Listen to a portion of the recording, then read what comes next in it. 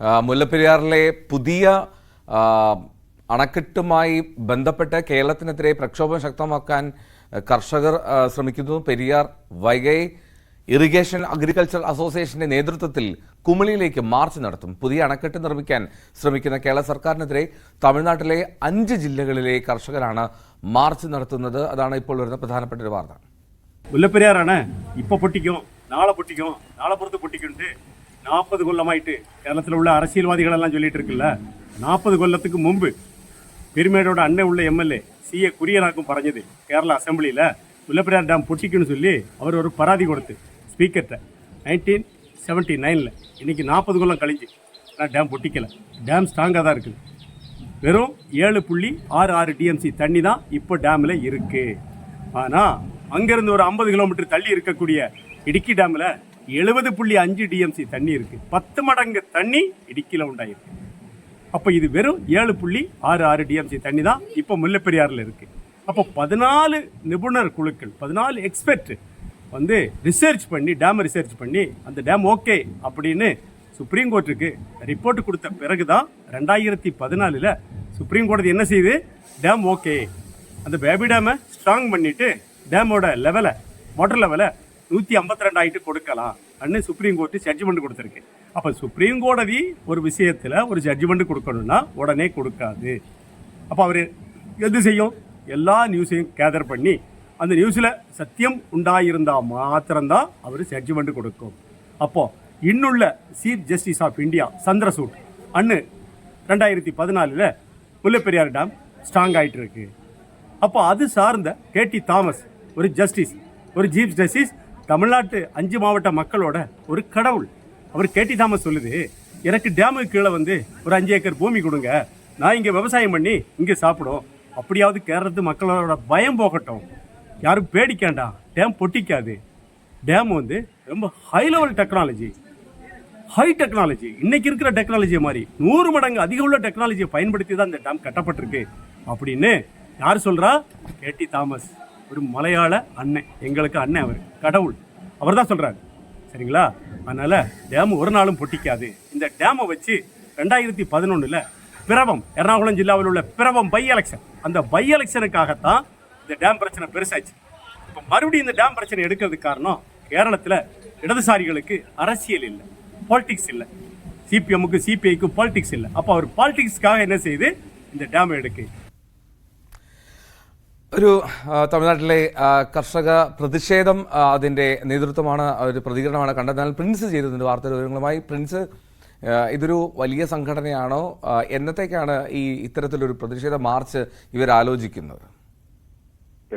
ഇന്ന് രാവിലെ കുമളിയിലേക്ക് മാർച്ച് നടത്തുമെന്നാണ് ഇപ്പോൾ നിലവിൽ മുല്ലപ്പെരിയാർ വിഷയത്തിൽ പെരിയാർ വൈഗൈ ഇറിഗേഷന്റെ കോർഡിനേറ്ററൊക്കെ അറിയിച്ചിരിക്കുന്നത്. 5 ജില്ലകളിലെ കർഷകർ ഇതിൽ പങ്കെടുക്കുമെന്നാണ് ഇവർ അറിയിച്ചിരിക്കുന്നത്.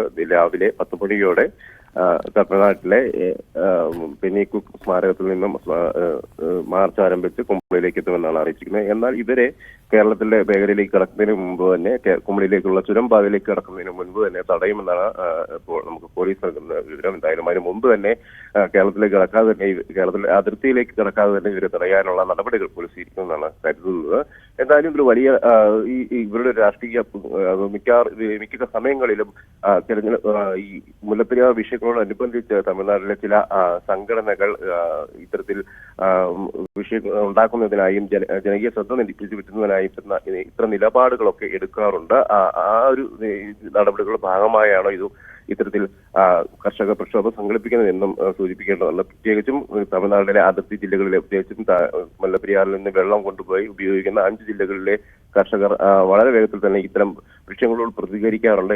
ഏത് സംഘടനയാണെങ്കിൽ പോലും അവർ വളരെ വേഗത്തിൽ വൈകാരികമായി തന്നെ ഈ വിഷയങ്ങൾ പ്രതികരിക്കാറുണ്ട്. അതുകൊണ്ട് തന്നെ ഇത്തരത്തിലൊരു നീക്കം വലിയ ഗൗരവത്തോട് തന്നെയാണ് കാണേണ്ടതും. വലിയൊരു പ്രക്ഷോഭത്തിലേക്ക് നാളുകളിൽ നീങ്ങാനുള്ള സാധ്യതകൾ കൂടി നമുക്ക് മുൻകൂട്ടി കണക്കിലെടുക്കേണ്ടതുണ്ട്.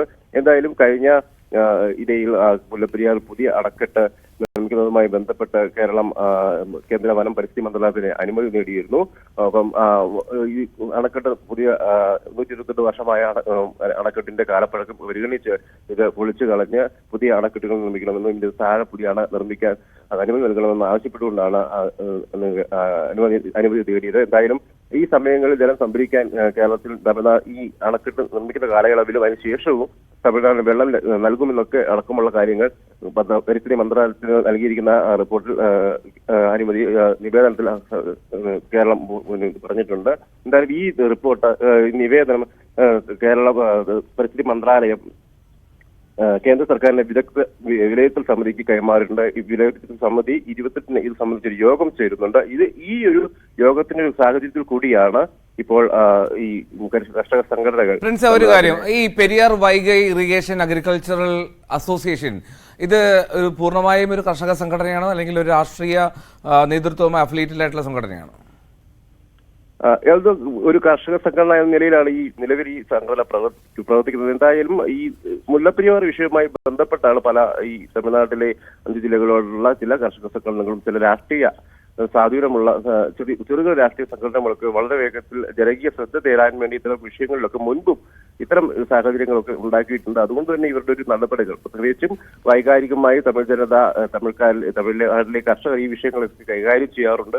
വലിയ വേഗത്തിൽ തന്നെ ജനങ്ങളിലേക്ക് ഇത് എത്താറുണ്ട്. അതുകൊണ്ട് തന്നെ ഈ വിഷയം വളരെ ഗൗരവത്തോട് തന്നെയാണ് കാണേണ്ട ഒരു സാഹചര്യമുണ്ട്. ഒപ്പം തമിഴ്നാട് പോലീസും തമിഴ്നാട് സർക്കാരും ഈ ഒരു വിഷയത്തിൽ അങ്ങനെ തന്നെ കാണുമെന്ന് വേണം നമുക്ക് അനുമാനിക്കാൻ. കാരണം വലിയ വേഗത്തിൽ വൈകാരികത മുൻപും ഒക്കെ മുല്ലപ്പെരിയാർ വിഷയം ഉണ്ടാകുമ്പോഴും ഇതുപോലെയുള്ള കടലാസ് കർഷക സംഘടനകളൊക്കെയുള്ള വലിയ വിഷയങ്ങൾ ഉണ്ടാക്കുകയും അത് വലിയ ഒരു പ്രക്ഷോഭത്തിലേക്ക് നീങ്ങുന്ന ഒരു സാഹചര്യം കൂടി മുൻപും ഉണ്ടായിട്ടുണ്ട്. അതുകൊണ്ട് തന്നെ കരുതലോടെ വേണം ഇക്കാര്യങ്ങളിലൊക്കെ മുൻകരുതൽ എടുക്കാൻ എന്നുള്ളത് ഇരു സംസ്ഥാനങ്ങൾക്കും ഒരു കാര്യമാണ്. പ്രത്യേകിച്ചും ഈ കേരള തമിഴ്നാട് അതിർത്തിയിൽ നിരവധി ആയിരക്കണക്കിന് ആളുകൾ ദിനംപ്രതി ഇരു സംസ്ഥാനങ്ങളിലേക്കും പോകുന്ന സാഹചര്യം, തൊഴിലാളികളടക്കം ഇരു സംസ്ഥാനങ്ങളിലേക്കും വരുന്ന സാഹചര്യമുണ്ട്.